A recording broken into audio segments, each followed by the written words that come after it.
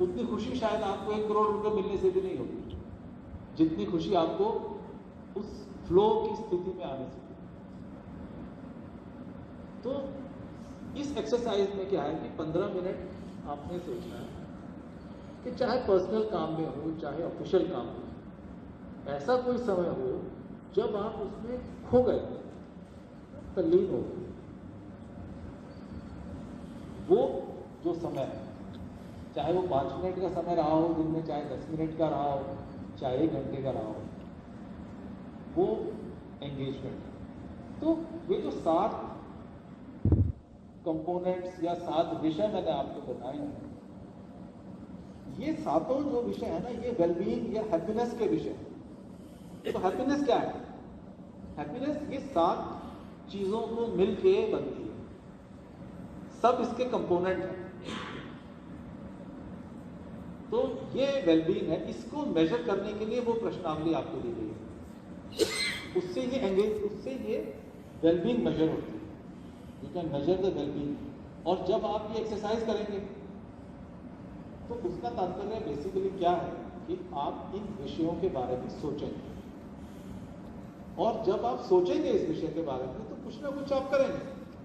आपको लगेगा कि हाँ मुझे ये करना चाहिए, और एक दिन आपने सोचा तो आप सोचोगे आज तो नहीं किया, लेकिन मैं कल करूँगा, तो शायद आप कल उस विषय को करोगे, और जब आप करोगे तो आपका वेलबीइंग बढ़ेगा। तो ये कोई मैजिक फॉर्मूला नहीं है। जैसे आपने मसल्स बनानी है, आप मसल बनाने की बुक पढ़ लो, 10 बुक पढ़ लो मसल बनाने की, तो मसल तो नहीं बनेगी, वो तो एक्सरसाइज करोगे तो भी बढ़ेगी, बुक चाहे मत पढ़ो। तो ये करने से होगा। कोई लेक्चर आप कितने सुनते रहो, वीडियो देखते रहो, यूट्यूब देखते रहो, कोई यूट्यूब से कोई लेक्चर सुनने से नहीं होगा। But you have to actually do yourself. कोई अन्य व्यक्ति नहीं कर सकता आपके लिए, आपको स्वयं ही करना है।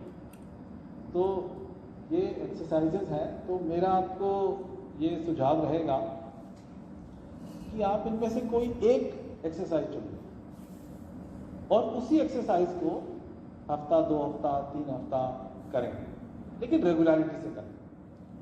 15 मिनट का समय रोज निकालें, कोई भी चुन लीजिए, हेल्थ चुन लो, ऑप्टिमिज्म, पॉजिटिव इमोशन, एंगेजमेंट, कोई भी विषय आप चुन लीजिए, और उसी विषय के बारे में, क्योंकि होता है वो तो धूप में, धूल में, बारिश में होता है। अभी हम इतने अच्छे एक एयर कंडीशन हॉल में बैठे हैं, ऐसे कॉर्पोरेट में प्रोग्राम होते हैं, लेकिन पुलिस का काम बहुत ही टफ काम होता है, और जितना स्ट्रेस और जितना तनाव पुलिस में होता है, ऐसा तो हर व्यक्ति को दुनिया में तनाव है, ऐसा नहीं है, सभी को स्ट्रेस होता है। लेकिन पुलिस का जॉब ऐसा है कि उसमें आम आदमी से ज़्यादा स्ट्रेस होता है। ये एक्सेप्टेड है, कई स्टडीज़ में भी ये बात सामने आई है। और इसीलिए जो एक हमारी एनुअल डीजीज आईजीज कॉन्फ्रेंस होती है, जो हमारे प्रधानमंत्री जी लेते हैं, उसके अंदर पुलिस के सभी पहलुओं पर बात होती है, विचार होता है, और उसमें एक विषय रखा गया है स्ट्रेस मैनेजमेंट का, ह्यूमन रिसोर्सेज का, वो उसमें एक विषय रखा गया है। तो उसके ऊपर क्या क्या काम करना चाहिए, कैसे स्ट्रेस को दूर करना चाहिए, क्योंकि कई बार हम देखते हैं कि सुसाइड के इंसिडेंट भी पुलिस डिपार्टमेंट्स में होते हैं, और न सिर्फ स्टेट पुलिस डिपार्टमेंट में, बल्कि जो हमारी ये फोर्सेस हैं, सीआरपीएफ है, बीएसएफ है, इसके अंदर भी आपने अखबार में पढ़ा होगा कि इस तरह के इंसिडेंट होते हैं। वो इसीलिए होते हैं क्योंकि जो समस्या एक यूनिफॉर्म्ड सोल्जर के सामने आती हैं, वो एक अलग तरह की समस्याएं होती हैं। उनका कोई वर्क आवर्स फिक्स्ड नहीं होते हैं, डे एंड नाइट काम करते हैं, उनके वीकेंड्स नहीं होते हैं। जैसे अभी आपको बताया फ्राइडे, तो इधर सैटरडे संडे है, बल्कि जो फेस्टिवल्स हैं, होली है, दिवाली है, न्यू ईयर है, 26 जनवरी है, उस सभी के दिन भी हम सबको काम करना पड़ता है, और ज़्यादा काम करना पड़ता है। ये बातें हम सभी जानते हैं, और अगर हम इस विषय में एक चर्चा करें, बात करें बैठ के, तो शायद हम शाम तक इस हॉल में इतना ज्ञान है कि हम शाम तक या कल तक भी इतना प्रॉब्लम्स एंड सॉल्यूशंस भी बता सकते हैं। सबके पास, हमारे पास सॉल्यूशंस भी बहुत हैं, क्योंकि इंडिया में हर आदमी पीएचडी है।